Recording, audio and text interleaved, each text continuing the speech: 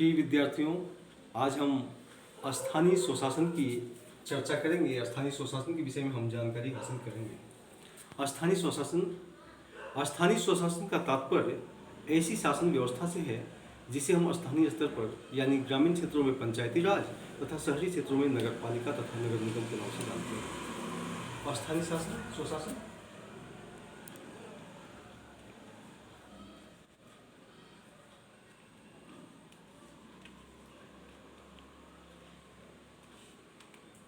Number 1, ग्रामीण क्षेत्रों में पंचायती राज।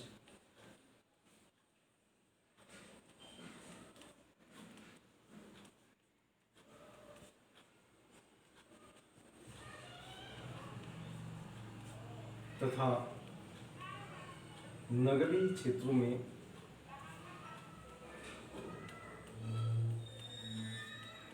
नगर निकाय।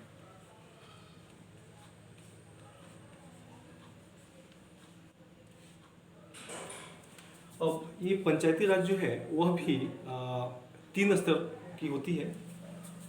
पंचायती राज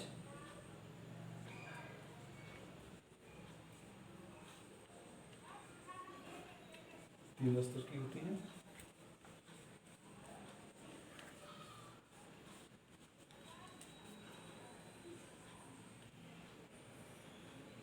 ग्राम स्तर पे, प्रखंड स्तर पर,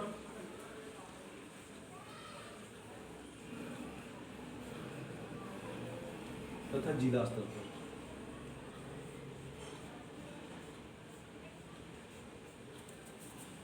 पंचायती राज में गांव को कई वार्डों में विभाजित किया जाता है। यदि बड़े गांव हैं तो कई वार्ड में विभाजित किया जाता है।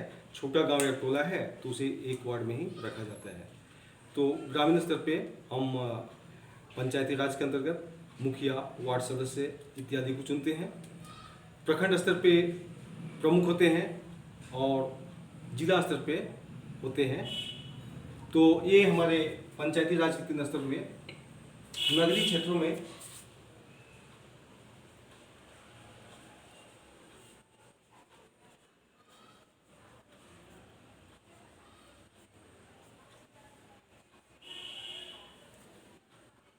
नगर पालिका तथा नगर निगम।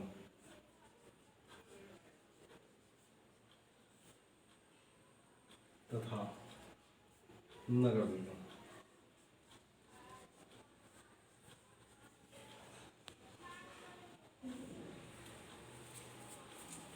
नगर निगम का अध्यक्ष मेयर कहलाता है।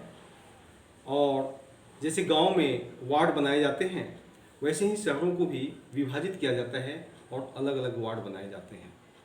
तो ग्रामीण और शहरी क्षेत्रों में जो स्थानीय स्वशासन है वह बहुत काम की चीज़ है, क्योंकि यहाँ जनता की बहुत ही नज़दीक से भागीदारी होती है और अपने प्रतिनिधियों के माध्यम से अपनी आवश्यकताओं को और अपनी अपेक्षाओं को वे साकार करवाने में सक्षम होते हैं।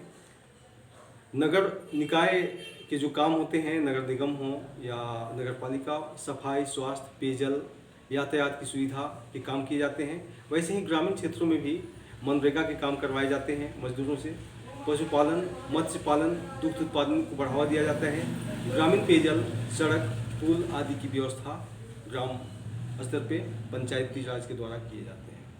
धन्यवाद।